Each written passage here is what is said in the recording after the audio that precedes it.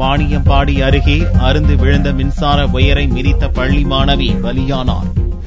வேலூர் மாவட்டம் வாணியம்பாடி அருகே உள்ள கொடையாஞ்சி கிராமத்தைச் சேர்ந்தவர் கூலி தொழிலாளி மலர்கொடி.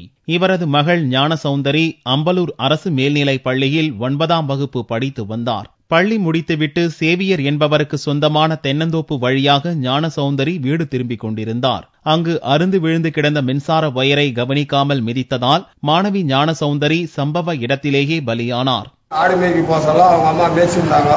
மேய்ச்சி வரும்போது நீ சாப்பாடு போமா அப்படின்னு சொல்ல சாவி கொடுத்து பாப்பாவை கூப்பிட்டு வீட்டுக்கு போனது. அதுக்கு பின்னாடி போய் கரண்ட் அங்கே கயிறு அழுந்து உள்ள இடத்துல தெரியாத போய் கரண்ட் கம்பி பட்டு அதுக்கு பின்னாடி உயிரிழந்தது. உயிரிழந்த பின்னாடி அம்பலூர் ஸ்டேஷனில் போலீஸ் கம்ப்ளைண்ட் கொடுத்து அதுக்கு பின்னாடி நான் கவர்மெண்ட் ஆஸ்பத்திரி. இது குறித்து தகவல் அறிந்த அம்பலூர் காவல்துறையினர் ஞானசௌந்தரியின் உடலை கைப்பற்றி பிரேத பரிசோதனைக்காக வாணியம்பாடி அரசு மருத்துவமனைக்கு அனுப்பி வைத்தனர். விசாரணை நடந்து வருகிறது.